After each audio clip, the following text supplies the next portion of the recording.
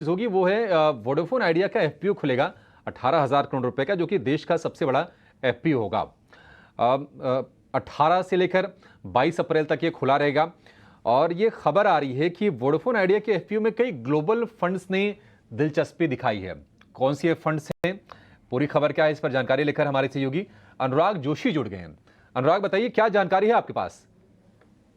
Vodafone idea की 18,000 करोड़ रुपए की एफपीओ, जो कि भारत में अभी तक की सबसे बड़ी इस तरह की इक्विटी सेल है, उसमें कई दिग्गज अंतर्राष्ट्रीय और राष्ट्रीय निवेशक पैसा डालने की तैयारी में हैं। सूत्रों ने 18 हाउस स्वदेश को बताया कि इनमें Fidelity, GQG Partners, SBI mutual fund, Aditya Birla Sun Life mutual fund और एचडीएफसी म्यूचुअल फंड के नाम सुनने में आए हैं।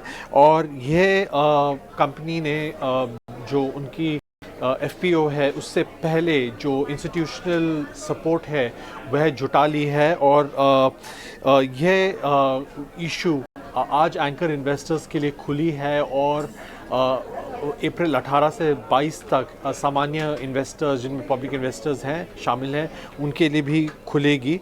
अभी कल ही कंपनी के मैनेजमेंट ने ये मीडिया को बताया था कि कंपनी 5,700 करोड़ रुपए से ज़्यादा जो रकम है, जो ये एफपीओ से वे उठा रही है, उसकी वो 5G रोल आउट के लिए उपयोग करेगी। अभी इस एफपीओ के वजह से कुछ की शेयर होल्डर्स, जिनमें कि भारतीय सरकार भी है, उनकी जो शेयर होल्डिंग है वो घट जाएगी। और जो सरकार की शेयर होल्डिंग है वह अभी करीबन 33% है, वह घट के करीब 24% हो जाएगी। आदित्य बिरला के जो प्रमोटर कंपनियां हैं, जिनकी जो शेयर होल्डिंग अभी 18% है, वह भी घटकर थोड़ी कम हो जाएगी, लेकिन 15% से ऊपर रहेगी, यह सूत्रों ने हमें बताया है। और वोडाफोन पीएलसी, जो कि यूके की कंपनी है, और उनकी 32% भागीदारी है, वह भी थोड़ी घट के कम हो जाएगी। ठीक है, तो बड़े फंड्स हैं, HDFC MF, Fidelity, GQG partners. Domestic funds की बात करें तो HDFC MF, Motilal Oswal MF, ये तमाम इसमें पैसे लगाएंगे, एफपीओ को सब्सक्राइब करेंगे। अविनाश जी, आज मैं शायद एक कोटक की रिपोर्ट देख रहा था जिसमें कि यहाँ से वोडाफोन के लिए सिनेरियो थोड़े से पॉजिटिव होने की उम्मीद जताई गई है। आप कैसे देख रहे हैं इस एफपीओ को? क्योंकि देखिए, जो सरकार का ही जो बकाया है 2 लाख करोड़ रुपए से ज़्यादा का है।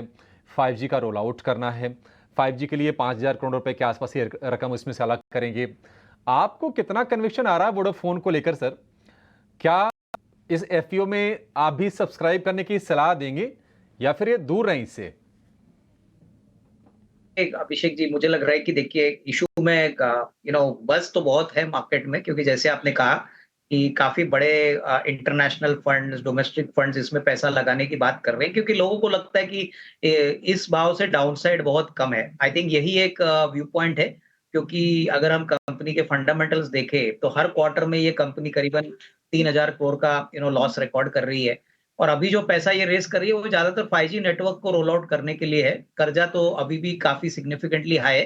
तो मेरे ख्याल से देखिए, लिस्टिंग गेन में कोई बड़ी उम्मीद रखना जरा डिफिकल्ट होगा, क्योंकि इक्विटी बेस और बढ़ जाएगा। अर्निंग्स ग्रोथ की अगर हम बात करें तो अभी तो अर्निंग्स पॉजिटिव नहीं है।